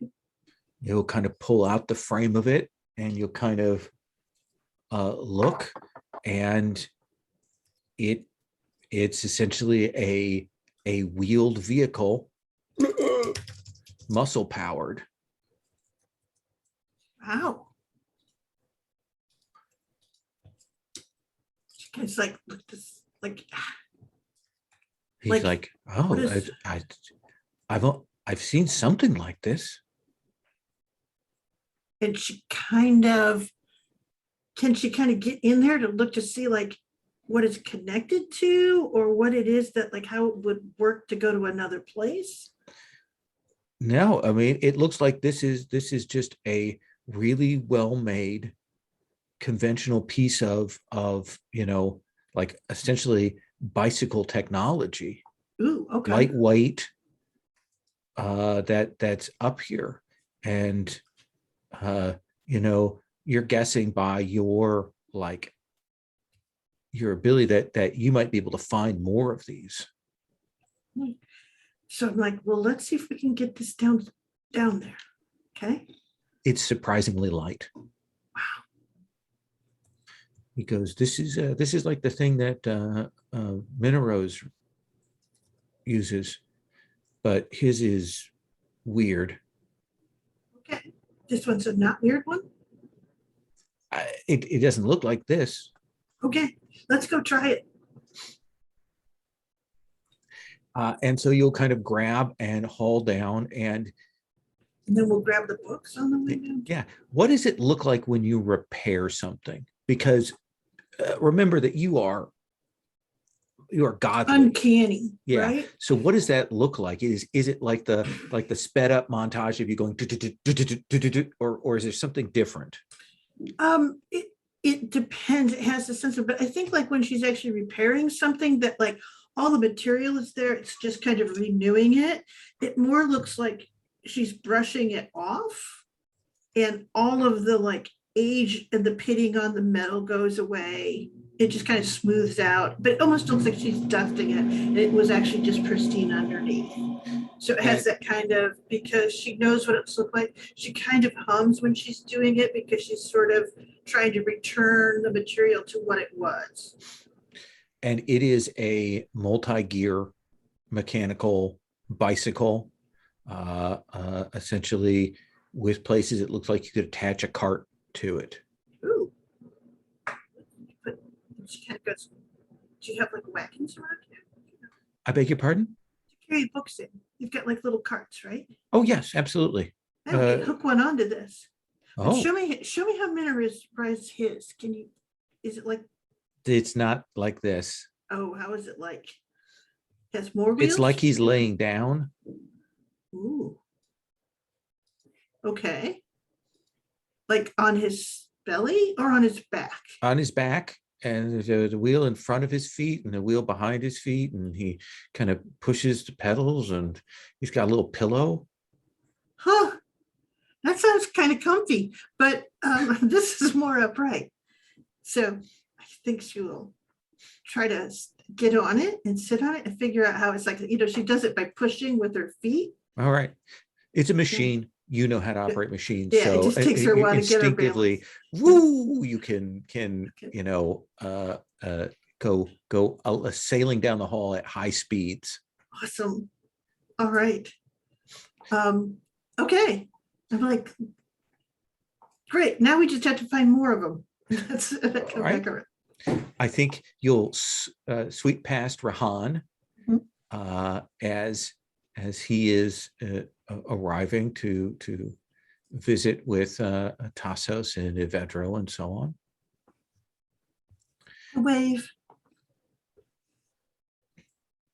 And he'll walk in. Professors, how are you? Excellent. Well, I mean, the service around this place, but what is one? Well, the service not to your standards. Apparently, they've just been falling all over themselves to fail Professor Vedro all morning. How have they failed you, Professor? I'm so glad you asked me that. I've been keeping notes as to the various ways in which I had to ask for coffee, the various ways in which people refuse to defy the laws of physics to retrieve me the things that I would like. So yeah, here, we don't need to go through it. I don't want to relive any of this. You take this and you can give that to the people who improve stuff around here. Professor, you seem upset. Do you wish me to punish the servants? Well, this is almost always my demeanor, so that is not necessary. I'm ultimately an educator, and I just hope that everyone can learn from their mistakes, and if they continue to fail, not even try anymore. No. The price of failure is too high in this place. Well, look, I don't want to tell you how to do your business. And yet, I'm providing feedback as a loyal customer. you said much. I appreciate your generosity in this and asking me not to punish. And you'll look over, and the servant, like, the blood is drained from her face, and she only lets her breath out when he says not going to punish.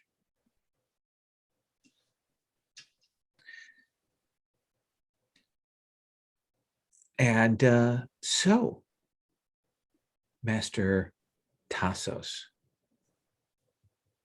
what would you like to see? Well, what's the most unsettling or frightening part of the library?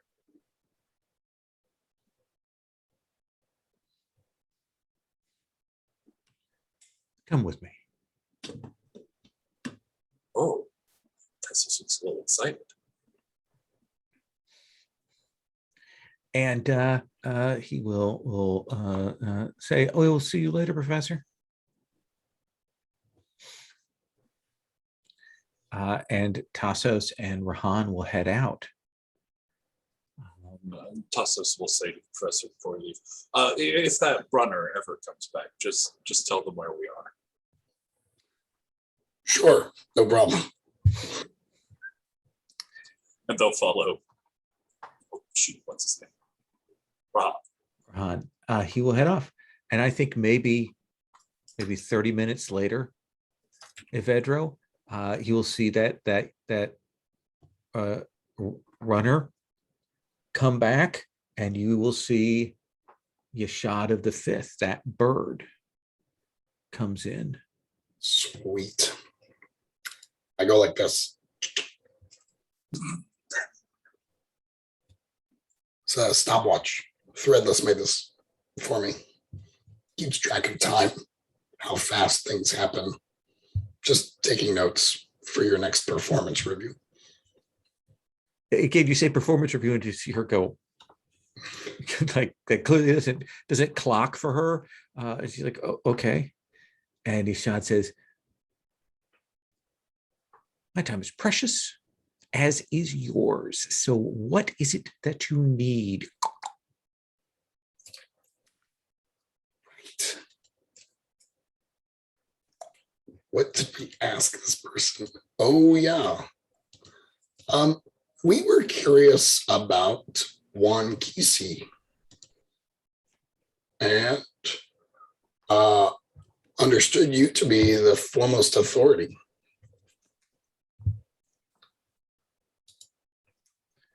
That knowledge is not for outsiders like yourself. Oh boy. Well,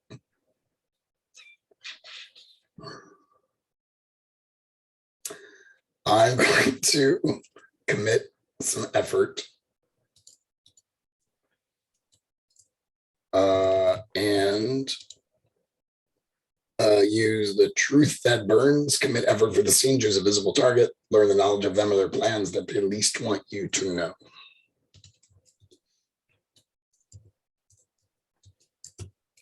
And so the idea here is that because this is what she is trying to hide, that that's what you'll get, you think?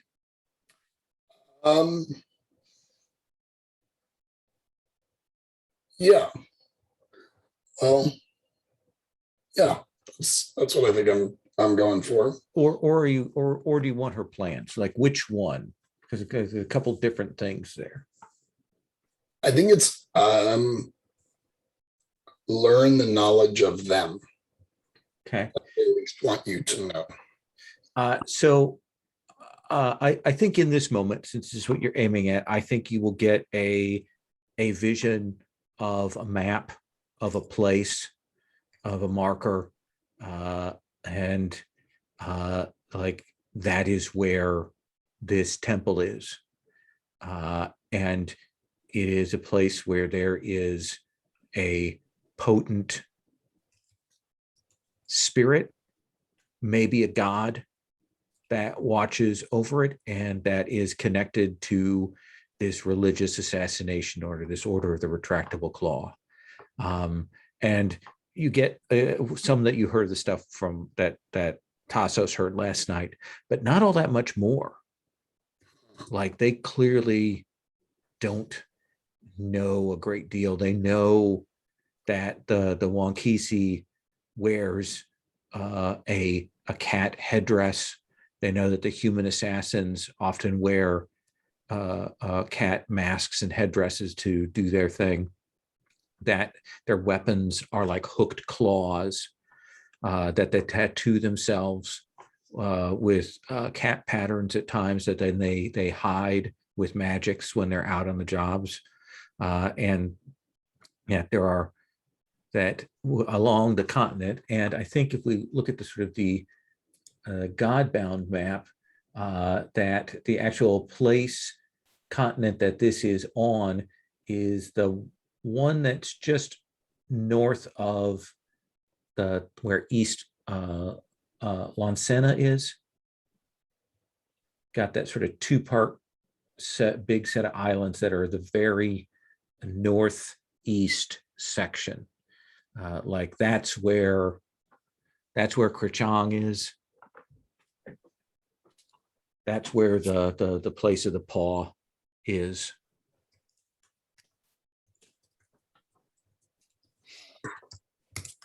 If you'd like to, I'll give you a picture so that you can see it of that they have from a sketch. Oh, of course, the green screen is going to mess me up here. And of course. Oh, nice. Okay. With a picture of an assassin. And one more, just because.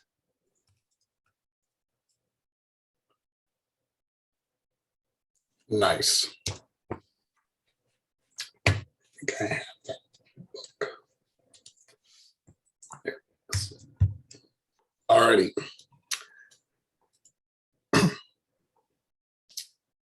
I think I'm going to do something that is very uncomfortable for me and try to be somewhat charming and complacent and just try to get to know Yashad. Let's have you make a charisma roll. That feels good.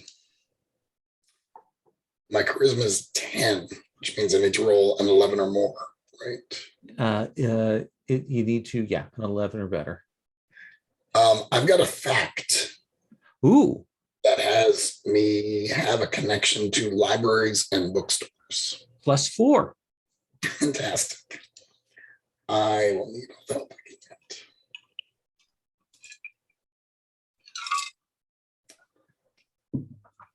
I am very glad for that +4. Did that just take you to? Oh, yes, it did.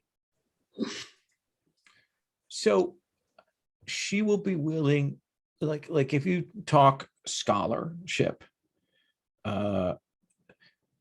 she is very clearly a scholar, apparently an assassin as well, but her specialty is violence, both the history of the assassins, but also the history of fighting styles and warfare and means to murder and all of that kind of stuff. And so there is some intersection where in your studies that have crossed paths, and that she will talk with you, and let's say this: while her feathers were ruffled, you will get those settled. I am glad, and I invite her, not in this moment, but sort of in a more general way, to say, if you would ever like to spar, I also have long studied the martial arts. Oh yes, I would love to spar. Very much so. I feel like she's maybe got some unrequited rage issues. Yes, I let us do that. We should probably wait until after the ball.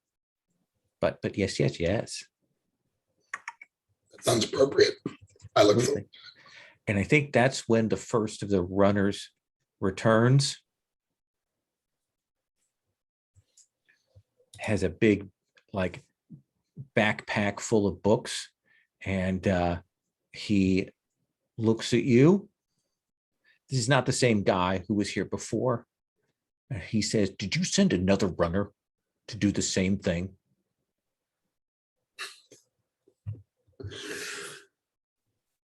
Yes. And he looks at the our at Yashad, like, but clearly he's like, that's not, like that's not done. And she's like, what? Just she dismisses him. Just go.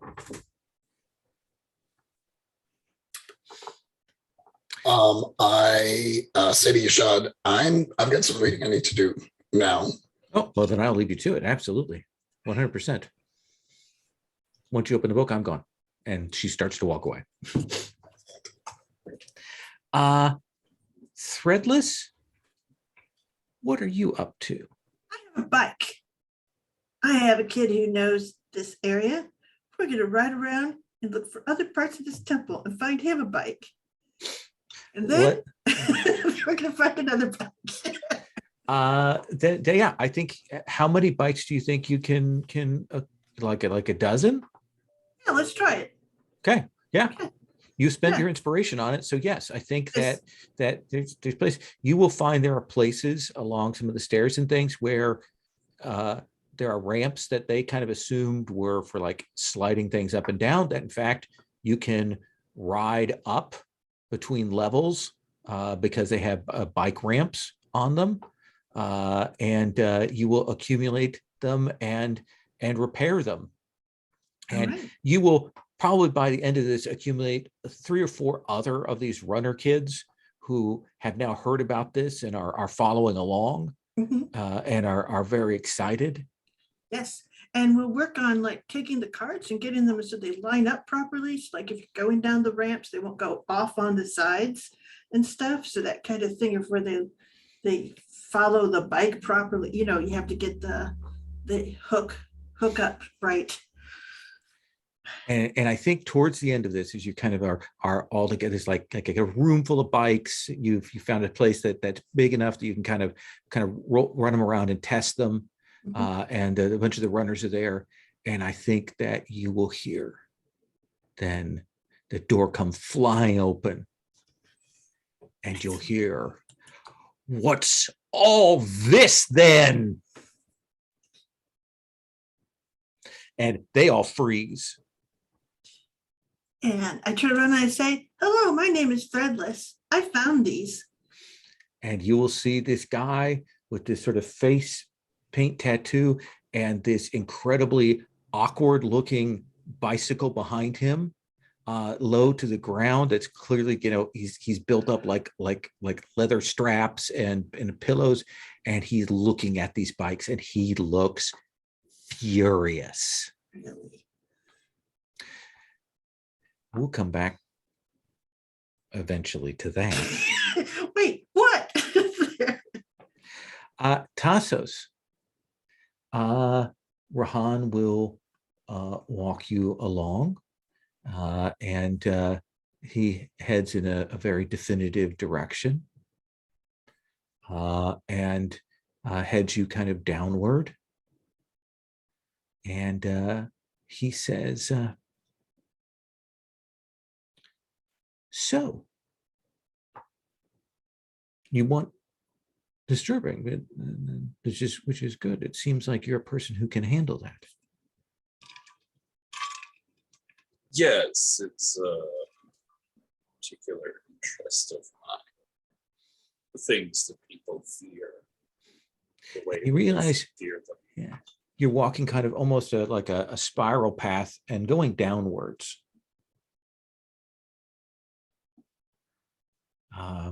And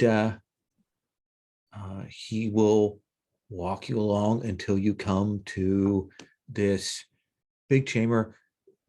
You've seen a number of magical wardings and things like that around, a lot of them defunct. But he will bring you to a room, kind of huge, flat floor. It's round. And you can see that in the center of this room, there's a great black pit. And the ceiling kind of goes up. So it's very much a cylinder kind of room with a couple of doors to it. And he says, "Let's walk over to the edge." Yes. Oh, this is nice. Oh, someone worked very hard on the sight lines. It goes into impossible, doesn't it? Mm-hmm. And he points down into the pit. Tassos would look in the pit. And you will look and you will see this woman, tall,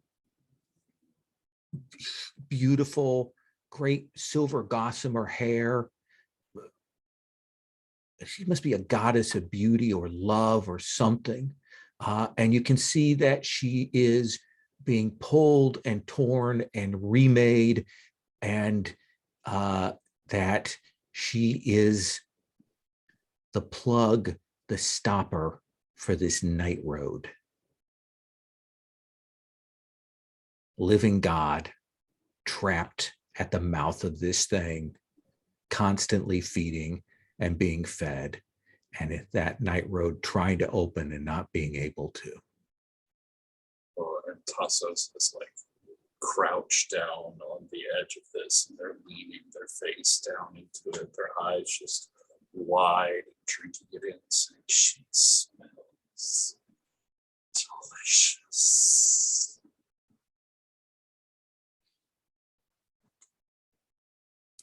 You realize that Rahan is standing kind of directly behind you.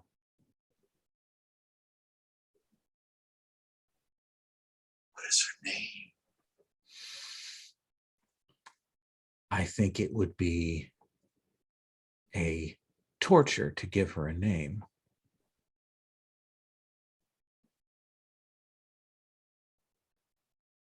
How long has she been down A while. Since the Sundering. Does she ever scream? Not anymore.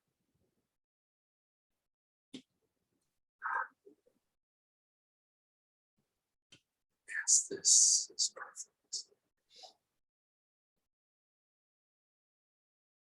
Thank you. And I think we see him step back, and I think we see him raise up a foot, and I think we see him push Tassos. And They won't resist. that's where we'll take up next time. That's where I'm going to stop. I want to stop a little early because I want to bring Tyler back in. But the good news is that I think this session, this play is worth an experience point.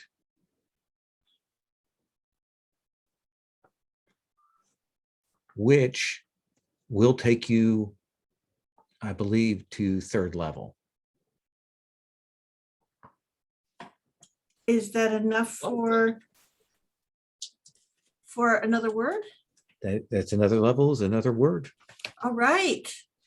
Yeah, I'm going to take my another word.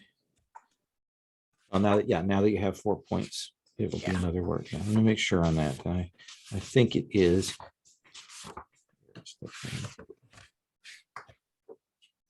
You have the books, right? Yes, I do. Yep, 6 points. It doubles each time. So the next time it's 12 Okay, and then 24. awesome. Gotcha. We have six So, spent. We have 6 points to spend. No. You've got, well, you go to experience a level 6. I said level, you get experience up to 6, which means you go to level 3, which means you get another 2 points to spend. 2 points. Okay. Yeah. so I think that you have the book that has engineering in it. Yes. The reason that I say that is I think that when I chose artifice, I was thinking of engineering. Okay. So I might get Swap? engineer. No, Swap. not swap. Oh, okay. See if they work together well. All If right. not, then I'll choose something else. It may not, because it's kind of meant to sort of overlap and do some of the things that Artifice does, but I'll bring it to you and let you take a look at it. Okay. They cross over a good bit, but there are some uniquenesses. You might like it. I'll take a look. Does that sound okay, everybody? Mhm. Let's walk through what. So Yeah. if you change yourself to 3rd level, that should recalc a lot of your stuff there automatically. And let's. So your base attack bonus is going to increase by 1. Your maximum hit points increases by 4 plus half your con mod. Your max effort and influence are going to go up by 1. Your saving throws decrease by 1. And you also get a new fact and 2 more points to spend on gifts. You also will get the ability to sanctify a shrine and smite the apostate. Sanctify a shrine. And the Verd one, are they the ones that kill divinities? They're the ones that Or is that ogre? They kill Concepts. concepts and things. Oh, really? Huh. That's the person I want to get into a fist fight with then. Yes, a conceptual murderer. I'll show you, murder. Okay. I wouldn't mind doing just a quick stars and wishes, especially like, okay, we're in the middle of this library. What else do we want to see here? We definitely have on the table the ball this evening. And we've already got some dynamics of the characters. I actually made a little relationship map for the NPCs and stuff. And there are a couple more that will appear on screen that are not assassins. Dan, stars, wishes?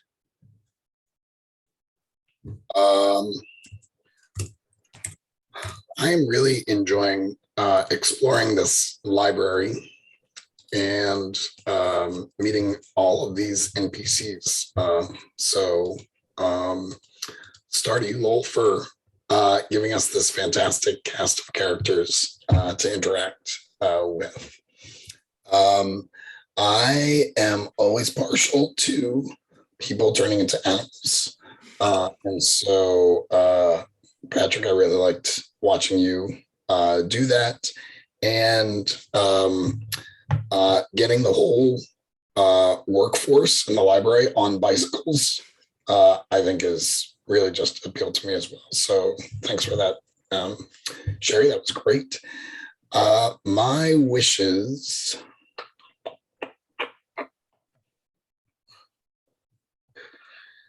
I think I'm excited to do the ball. I'm glad we waited for Tyler for that.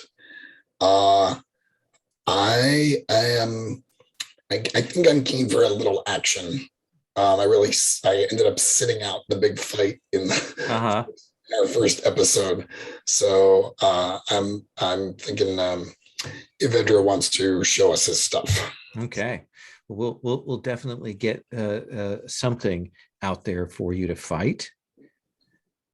And the other thing we'll definitely do tomorrow, next time is we'll answer some questions about the person you've been researching and give you some pieces. We'll figure out a weakness, maybe the source of powers and information about that kind of stuff for you.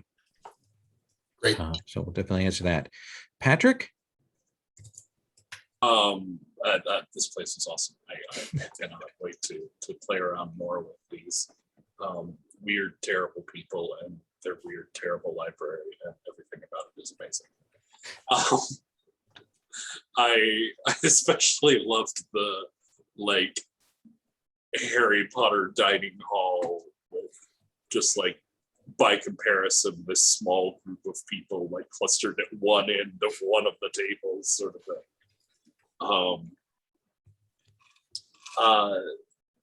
Dan, I continue to love watching Evedro abuse people, and it was fun to join in some. So thank you for letting me play around in that just awful world.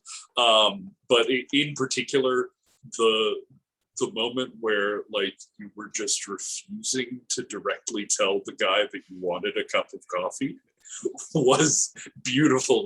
Every way that you found to clearly tell him to go get coffee without actually telling him to go get coffee as his brain melted out his ear was wonderful.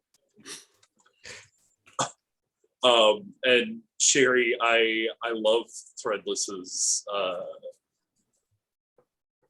focus and continued insistence that everything can be something more useful, the pulling bicycles out of parts of the roof structure was great, as was the sort of slow reveal process of, oh, it's bicycle. Oh, she's found bicycles. Oh, that douchebag rides around on a recumbent bicycle. And now we're going to get in a fight.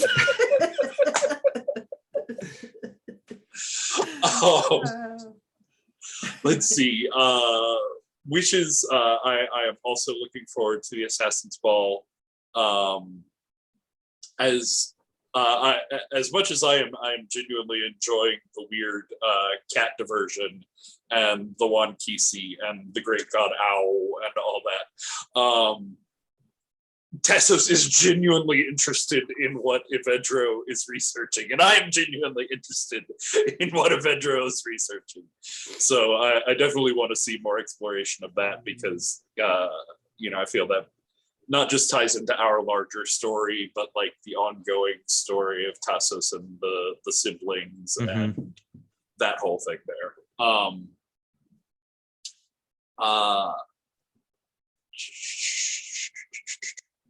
I'm of course curious to see what happens at the bottom of this well, but that's sort of an obvious wish. The other thing that sort of struck me as we're going through this, because I don't know, but we don't need to fear the campaign towards Wan Kisi or anything. But I think as sort of, I was thinking on like how I could thank these cats, how I could show appreciation for this like interesting revelation they've shown me. And I think I want to like work up an idea of investing some influence in them to make this particular pack of cats like fear hunters. Ooh. I want to give them the ability to like hunt and eat fears, because that'll give them something new and creepy to do in this assassin library. But it sort of occurred to me after I thought of it, like that's actually their problem. That has been their people's problem. And so if they actually had a way that if they chose to, they could go and like fight back against the superstition that got them exiled, that would be sort of an interesting gift to give them. Interesting. Yeah, I like that. Nice. Sherry? Yes, I would like to take over this library. I would like to make it a place, a divine seat for our pantheon. You with your cats and the assassins, you with your knowledge and books. I with, so many things to rebuild and repair. And it's an island surrounded by a port where we can export our knowledge and our, yes. So there you go. I have no arguments. Okay. And then upriver, there's this crocodile place where there's a bunch of treasure. So that's good for, an occasional jaunt and some fun. Excellent. Any other wishes or anything you want to mention star-wise? Oh yeah, I'm sorry. I just jumped right to wishes. Jumped right into wishes so there. Rude, so rude. No, all of my fellow players are awesome, and terrible at the same time. Horrible.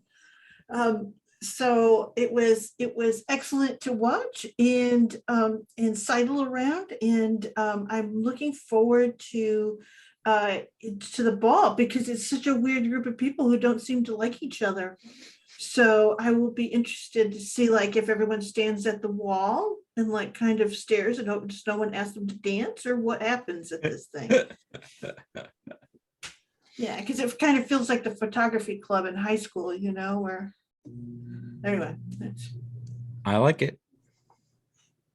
As sort of a build on wish to that stuff with the library, Sherry, maybe we as a group could find or like talk about ways that we could invest influence or even dominion in this place if we really do want to make it a part of us. Absolutely. I mean, there's a bunch of assassins here who could do us some damage. So we probably have to work that out first. But, that's the thing is, we're not going to hire you to kill us. And if someone else hires you, we would suggest you not take the contract. All right, you kicked me into the horror well once. That's fair. That's fair. You got one over on That was me, just fun. Fun and but games. no more. Awesome. Thank you all so much. I love watching all of you interact with NPCs. Dan, the interactions with the servants were a hoot.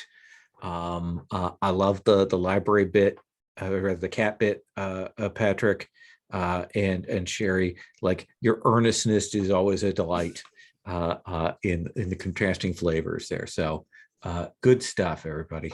I'm going to stop the recording.